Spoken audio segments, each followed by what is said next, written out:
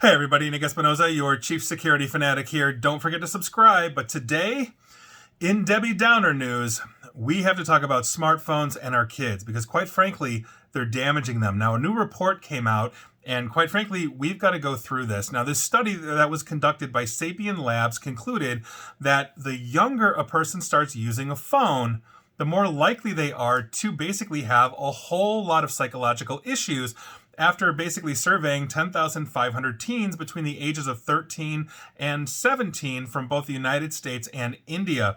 And again, if you are keeping up with any of this news or my reporting on this or reading authors like Jonathan Haidt, you know that essentially smartphone adoption in children is just deleterious to begin with, but it's also a universal trend.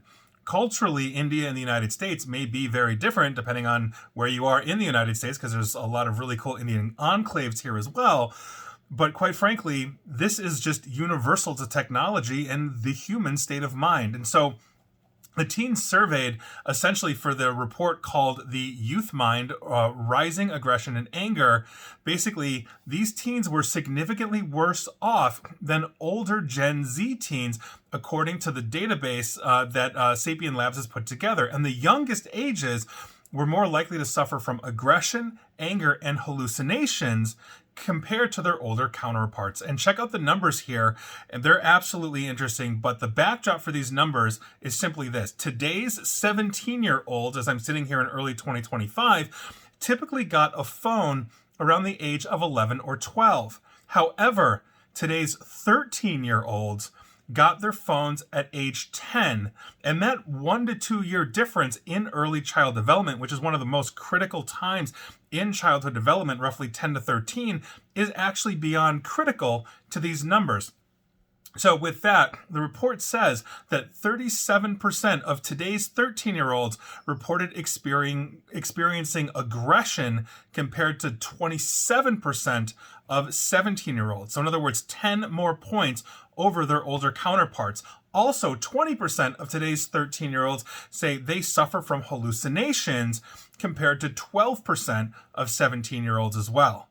I mean, this is the world that the phone is creating. Games are addictive, games are immersive, etc., etc. Now, these teen respondents also reported that they could pose a harm to themselves. 42% of American girls and 27% of boys aged 13 to 17 admitted problems with suicidal thoughts. This aligns, for the record, with the work done years ago by Jean Twenge and iGen, Jonathan Haidt of The Coddling of the American Mind, and his new book as well. And quite frankly, we have so much evidence now that this is no longer just correlation. We know this is causation as well. Now, the majority of the teens polled said that they have feelings of hopelessness, guilt, anxiety, and unwanted strange thoughts. More than 40% of them said that they have a sense of detachment from reality, including mood swings, withdrawals, traumatic flashbacks, whatever that is in their lives. And the researchers also warn that phones were essentially making kids withdraw from society. This is yet another study that reinforces this issue. And I understand the state of the world, that we live in. I'm a Gen Xer. When I was growing up, we knew who the enemy was around the world. Sitting here in America, it was the Soviets, right? We knew the enemy. It was a singular point in time. By virtue of that, there was a lot more black and white, but we've had the fall of the Soviet Union, the United States becoming the only superpower, a rise in terrorism, a rise in autocracy, a rise in a whole bunch of stuff, 9/11, all of these kinds of things. And so by virtue of that, the world is a much less balanced place. There's a lot more anxiety as a result of that. And growing up without the stability of basically knowing who's who and what's what is an issue. On top of it, my generation was allowed outside. Jonathan Haidt writes in his latest book, The Anxious Generation, that when he quizzes audiences, he says, okay, who here was born, before, I believe it's 1985? And a whole bunch of people raise their hand. Okay, shout out when you were essentially given autonomy to basically go do what you were doing and your parents didn't know what you were. And the ages usually range from about 5 to 7 years old. When he quizzes anybody who here is born past 1995, people raise their hand, and when they shout out their age, it's usually around 10 to 12. That's a radical difference in child development. And so by virtue of that, you combine something that is basically lacking the socialization, that we would have face to face as kids, as we were out, et cetera, et cetera. We also have a lack of taking risk. I got bumps, bruises, scrapes. I remember hitting my bike and needing stitches, hitting my bike against a car in the neighborhood and getting stitches at like 7. This is simply not happening. But also, as they are emerging and becoming isolated by virtue of this, kids are becoming more angry. Kids around the United States have also been assaulting their teachers at school after having their smartphones confiscated. One teacher, for example, in Tennessee, was pepper sprayed by a female student after he simply confiscated her cell phone. And the CDC, the Center for Disease Control, warned in 2023 that teen girls are at a higher risk of increased violence, often at the hands of one another. Overall, for the record, 65% of all female respondents to Sapien Labs were deemed, quote, distressed or struggling in a manner that substantially impairs their ability to function effectively in the world and would be of clinical concern.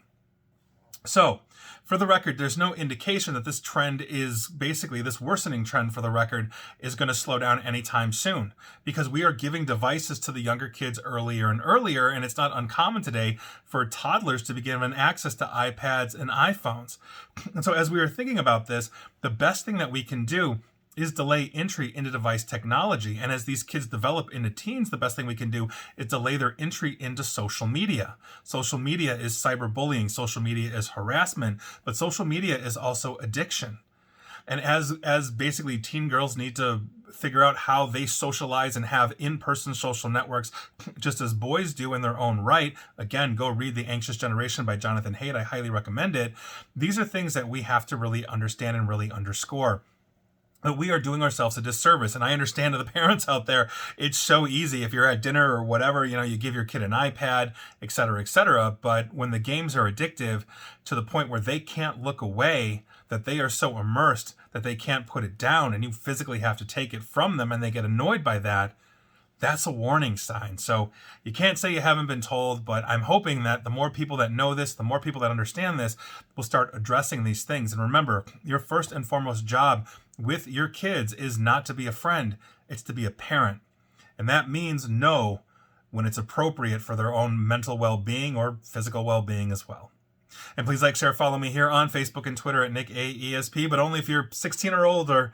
And as always, YouTube as well. But as always, stay safe, stay online, and please attempt to stay private and informed. Take care.